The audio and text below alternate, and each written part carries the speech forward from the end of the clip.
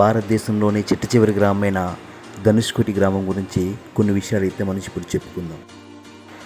ఈ ధనుష్కోటి గ్రామం 1964 ముందు భారతదేశానికి శ్రీలంకకు వారధి పట్టణంగా ప్రసిద్ధి చెందింది. ధనుష్కోటి దేశంలోని చిట్ట చివరి గ్రామం. ఇండియా శ్రీలంకను కలిపే రామసేతు లేదా ఆడమ్స్ బ్రిడ్జ్ ఈ గ్రామంలోనే ఉంది. 1964లో ఏర్పడిన తుఫాను రామేశ్వరం వద్ద తీరం దాటింది.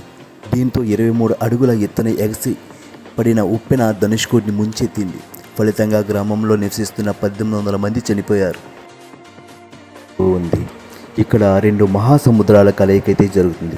ఒకవైపు బంగాళాఖాతం, మరోవైపు హిందూ మహాసముద్రం అయితే ఉన్నాయి. మహాపట్నంగా పిలువబడి ఈ ధనుష్కోటి 1964 డిసెంబర్ నెలలో ఒక రాత్రి జరిగిన తుఫాను కారణంగా మొత్తం తుడిచిపెట్టుకుని పోయింది.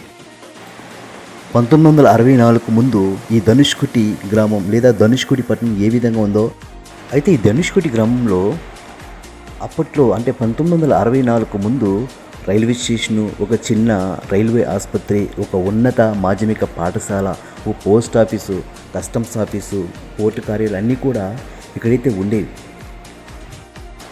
1964 తుఫానుకు ముందు మద్రాస్ ఎగ్మోర్ నుండి అంటే ఇప్పుడున్న చెన్నై ఎగ్మోర్ నుండి బోటు మైలనే రైలు అయితే ఈ ధనుష్కోటి పట్టణం వరకు అయితే ప్రయాణిస్తూ ఉండేది.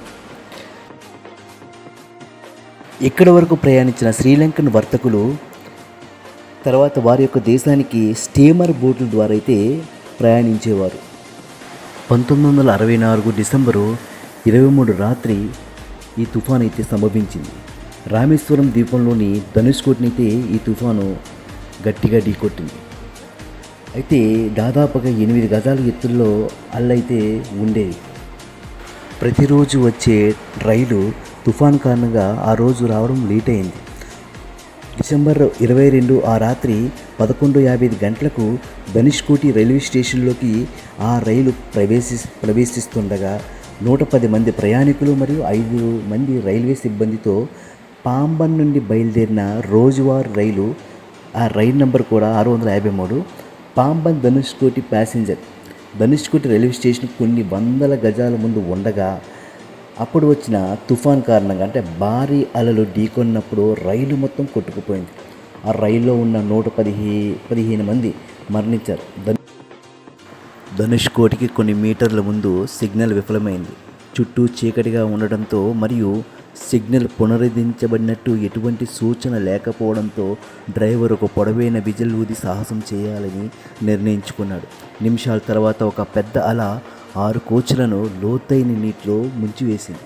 ఎవరిని బతికించిన విషాదం మిగిల్చింది. భారత భూభాగాన్ని మరియు రామేశ్వరం ద్వీపాన్ని అనుసంధానం చేసే పాంబన్ వంతును కూడా సర్వనాశనం చేసింది. అయితే ఇదంతా రైల్లో జరిగిన విషాదం.